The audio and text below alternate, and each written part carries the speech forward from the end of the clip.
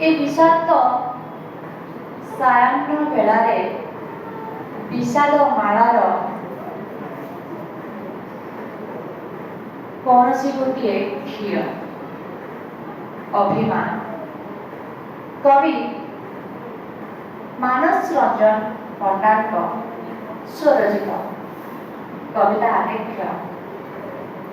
विषाद मालार क्षीर अभिमान प्रतिथर मु हारु थाए प्रतिथर मु हारु थाए तुमे जीतिबो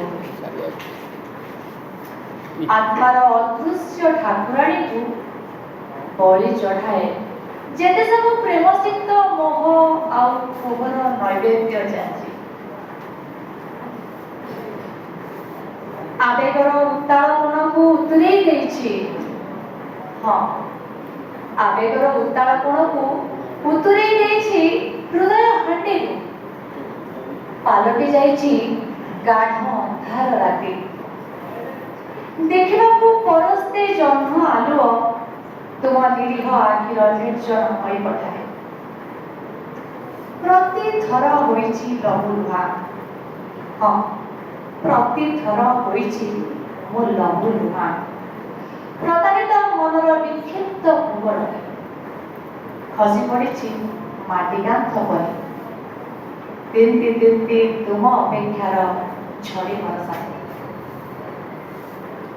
चली क्षय हुई हाँ मु चली क्षय हुई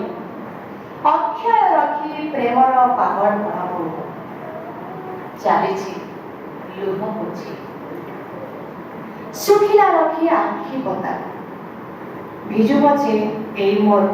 जीवन मलान दिने बयसर अपराह्न हाँ दिने बयसर अपराह्न सब कोलाहल भितर लुचि निसंगतार रहस्य घेरा अंधारे निश्चय शुणिब तुम्हें मो हृदयर काठबंशी बाजुवा प्रेमर सिंपनी से दिन हाँ से दिन पूर्ण गर्भ हेब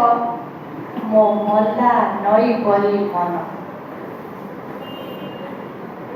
चिरंजीवी हेब आम प्रेम सतरे चिरंजीवी हेब आम प्रेम तुमे जीव हारी आउ मो विरह सरसज्जारू उठी बसबी अक्षत जीतिजीवी मो निश्चय से दिन हाँ जीतिजीवी मो निश्चय से दिन सतरे ये कविताटी बहुत आवेग भरा समस्त जीवन में एभली किसी कहानी घटी निश्चित भाव में जहाँकि कवि हृदय उद्धृत आ समस्त जीवन में कौन जगार यह परिलक्षित मो जीवन में एमती दिन आसी जहाँकि कविता मत बहुत आनंद देछि